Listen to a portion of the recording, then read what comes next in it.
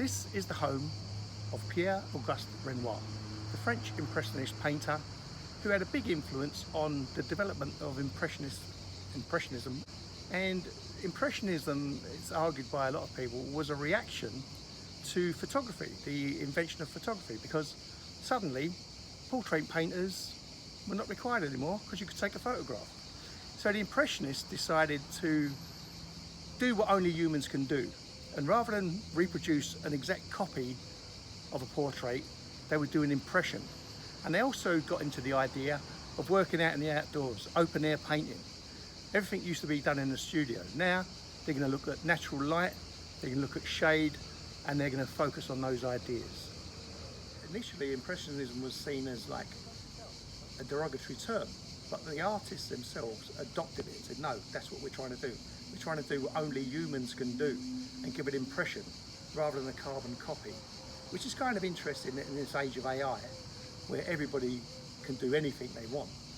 You still need humans to do some things, and Impressionism was a first revolution in that respect. This furniture. So cool. People were a lot smaller back then. As you can see, Renoir liked photography, but I think he realised that in order for art to continue, it had to develop. So that's where the idea came from.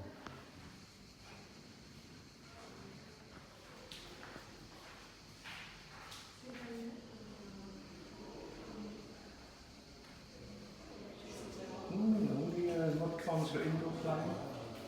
Look at that.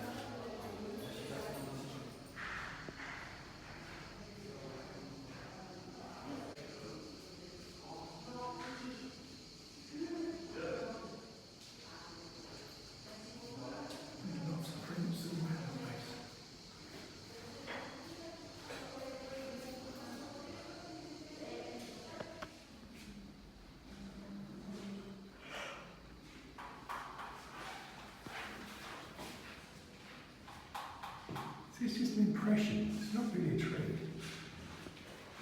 It's just like really daubed on thickly, the paint. Yeah.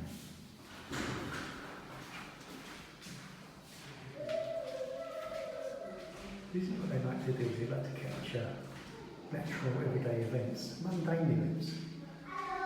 Just ordinary people doing their thing.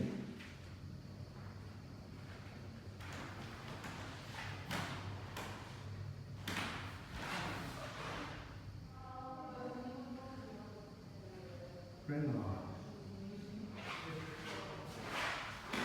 Children Renoirs. Very macro.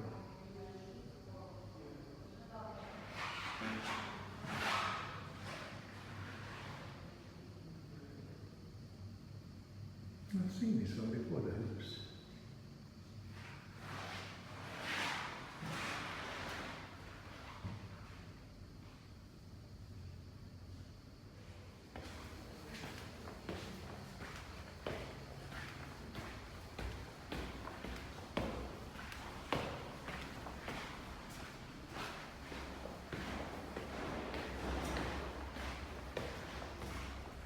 This is interesting. Talk about pixelation, watch this.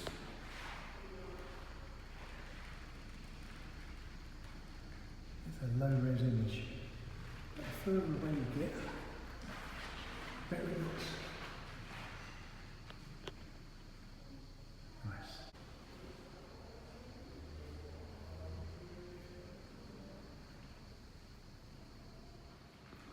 Little fireplace.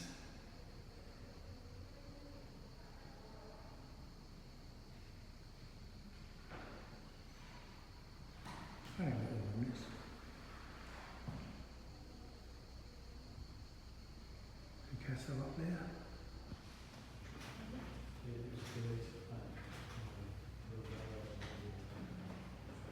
Another Renoir.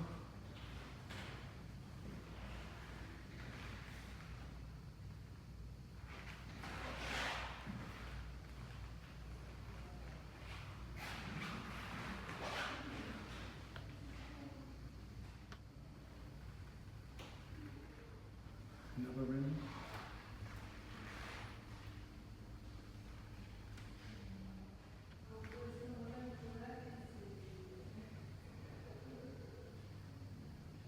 From the upstairs window. That's me standing there.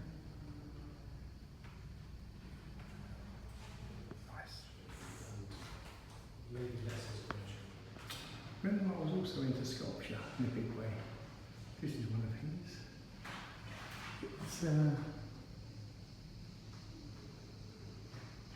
Aim Renoir.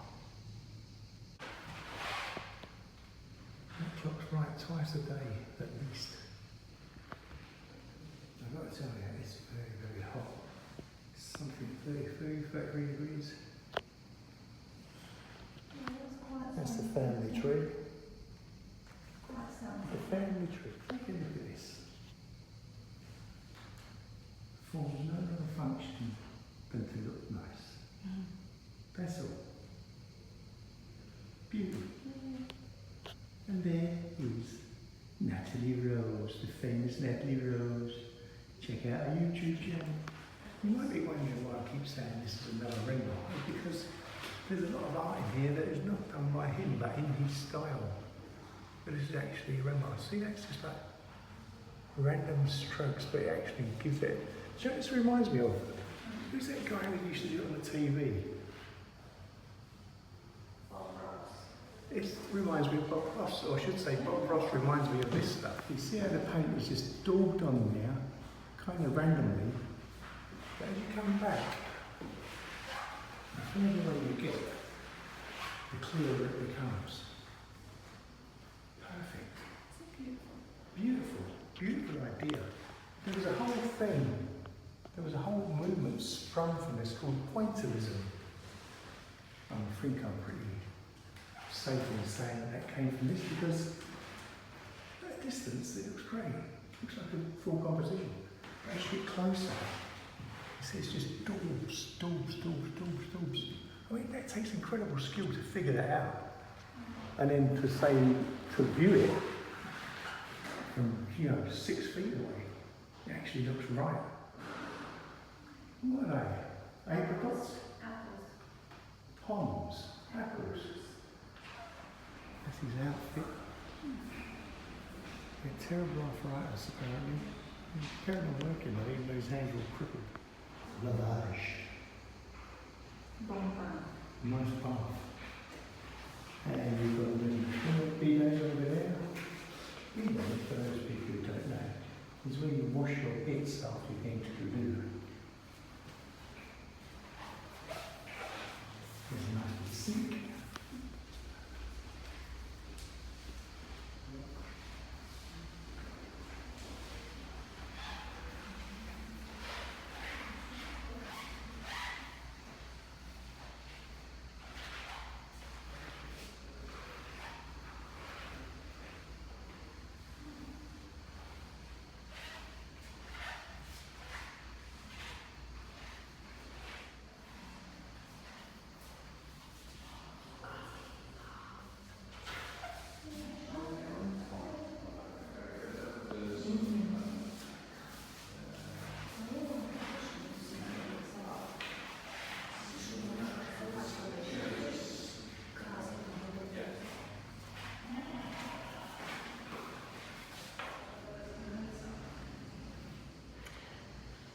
Impressionism occurred at the same time, more or less, as the development of oil-based paints that you could get in tubes. So pre-made paints made it easy to throw stuff up rather than having to mix paints every time you want to do something. So this was like new technology.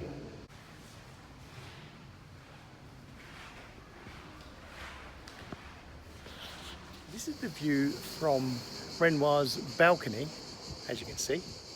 And this whole area, this whole garden area belonged to him, and it was his inspiration for loads and loads of paintings, as you can see in the video. So yeah, I mean, this place inspired him to keep going.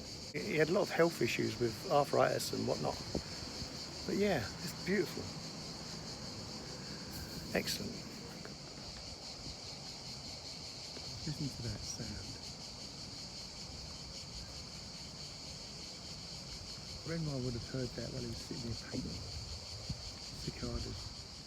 Some future Renoirs over there, practicing. You can do a little bit of painting while you're here. Renoir was also quite an accomplished sculptor. This is in the garden, obviously, in front of the house. Vive l'Impressionism et le Pointillism. Yeah, Pointillism. Yeah. Yeah, these are all the artists. How it went along from... Degas, Monet, Yeah. Seurat. Van Gogh. Yeah. Gauguin as well. Mm-hmm.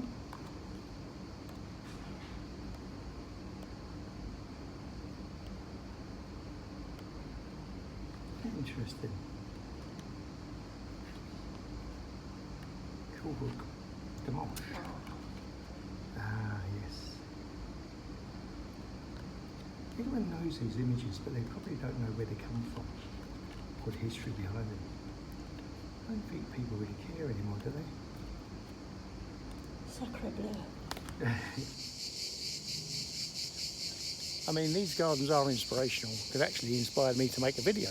I haven't made a video in like 11 months, that I've published anyway. So this has been quite interesting. Hope you liked it. See you next time.